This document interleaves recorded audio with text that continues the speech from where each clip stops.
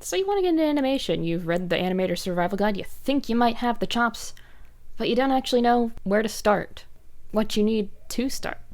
That's what this video is for. But before you buy anything, you first need to decide what kind of animation it is you want to do. There's 4 main types. 3D digital, which is what Pixar and DreamWorks currently does the most of. 2D digital, which is what most anime in the modern era is done with.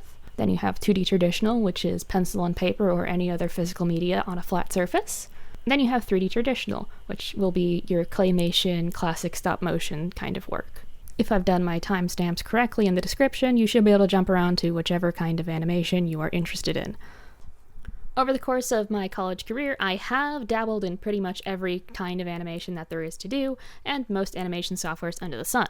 But I do definitely have my favorites, and have not worked in some as long as others. So with that said, I can tell you a good place to start and what my 3D animator classmates like, but I will not have high praise or complaints about working in 3D. I consider myself a 2D generalist, so if it seems like I have a lot more to say about the 2D softwares and 2D mediums, that is why. Now, no matter what kind of animation you end up doing, if you want to be able to compile it into a video form and add sound, you will need a computer.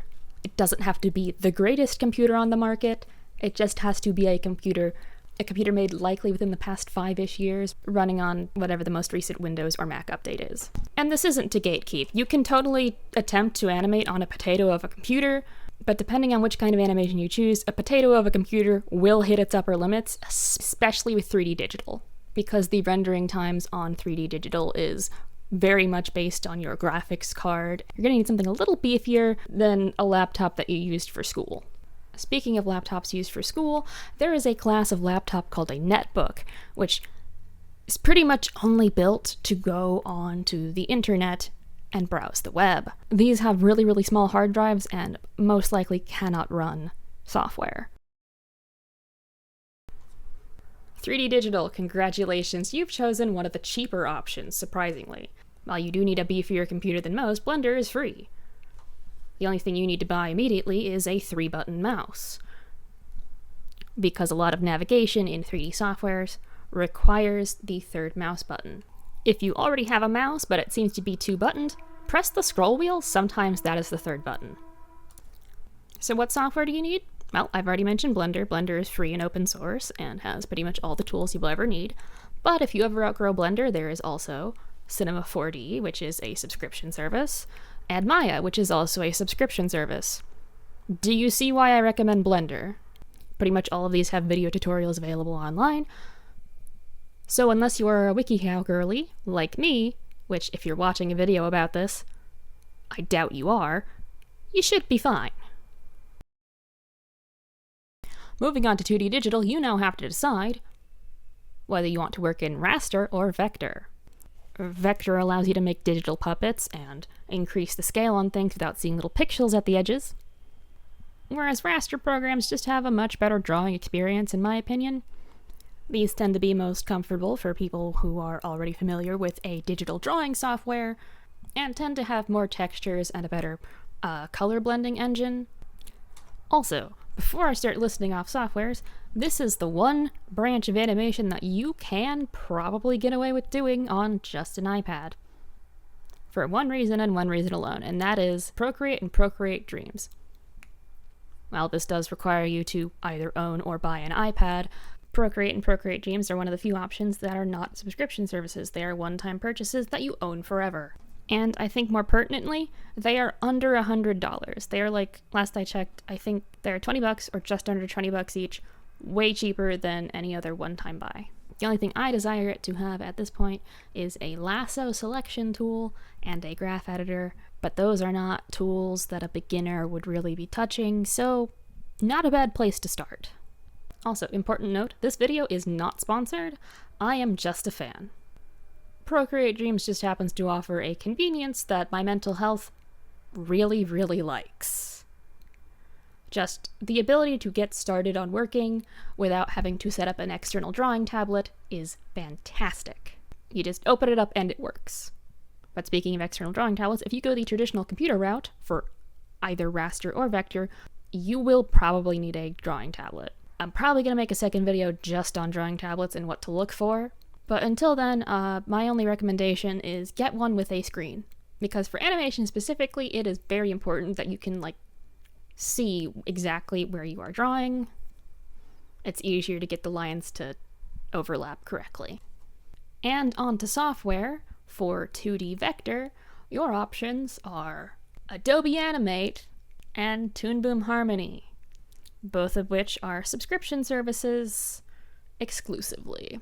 If you know of a vector animation software with the same functionalities that is free, please comment it below. I would love to hear about it.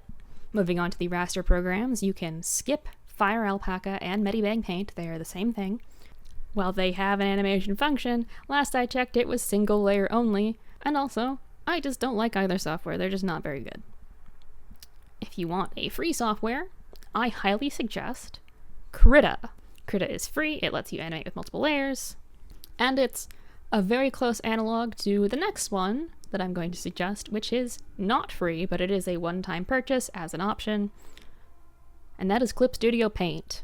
About once a year it goes on sale. It is an incredible drawing software, and it also doubles as an animation software. Its playback is a little inaccurate, but beyond that, it is fine. And last but not least, the one that I've heard many great things about from my classmates, but never really had the chance to use myself, is TV Paint. Cartoon Saloon uses this. It is a one-time purchase with a yearly updated version, which you can pay for, or you can just continue using the one that you bought the first time and never upgrade, because you're stubborn and broke. 3D traditional. This is the realm of puppets and hand-built sets. It is very, very expensive for the reason that you just always need new materials, you need to build things, it takes a lot of time, and if you accidentally leave something in a shot, you gotta reshoot it. In order for this to work, you will need a tripod. You cannot handhold this camera. You can use your phone as a camera. There is in fact a software just for doing this called Stop Motion Studio. It costs money, but doesn't cost a lot of money, and is a great way to get started from scratch. There is also a program called Dragonframe if you want to hook up a better camera to a computer to do this. Regardless of what camera you use, you will need a way to activate the shutter, in other words, take a picture without touching it. For phones, there are little Bluetooth camera controllers. And for digital cameras, there is a way to hook up a camera to a computer and activate it through Dragonframe. Also, both Dragonframe and Stop Motion Studio are one-time purchases. A lot of people assume digital animation is the most expensive.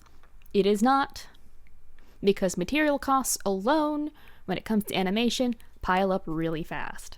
So the first thing you're going to need for a full production in 3D traditional is money, and a lot of it. To the poor, unfortunate souls that want to get into 2D traditional, welcome to hell. 2D traditional is probably the most expensive, because unlike with puppets, you can't reuse frames that easily. But your starting costs are somewhat lower. You're going to need a down shooter, which is the technical term for a camera mounted, looking down, onto a piece of paper. You can make one yourself, that's fine. You're also going to need a light box, an Acme hole puncher, and an Acme peg bar. You tape the Acme peg bar to your light box, and when you turn on your light box and put your hole punched pieces of paper onto the peg bar, you'll be able to see the frames behind the current frame that you are drawing on. If you're using paper, it's kinda cheap, but also kinda not. The cost increases the longer the animation is, and the more mistakes you make. 2D traditional is very unforgiving and not for the faint of heart. Though this does not stop it from being one of my favorite kinds of animation to watch, and pretty high on my list of animations I actually like to make. The main thing stopping me from doing this is, again, cost. If you are insane and decide to do something like watercolor, you need watercolor paper. And assuming that each piece of watercolor paper on the cheap side is maybe 50 cents a piece, if you're doing a 2 to 3 minute animation, congratulations, you've already exceeded $1,000. Then there's also cells, which I haven't actually looked at the price of, but I don't know that they're cheap or terribly accessible. Cells would be how you separate line art from coloring underneath. And also, have backgrounds and not have to redo the backgrounds every frame. You compile your frames into a software called Dragon Frame, or Stop Motion Studio, take your pick. One is more expensive than the other and runs on a computer, the other one runs on a phone. And just in case you jumped directly to this chapter, they are both one-time purchases. Thank you so much to the people who watched all the way through. It really helps my numbers. I am a writer and an animator. I have a playlist of video essays and a playlist of animations. I also have a Ko-fi and a Patreon if you want to support me in the monetary sense. The subscribe button, though, is free. If you would like to collaborate anyway, this channel has a business email in its bio. Thank you so much and goodbye!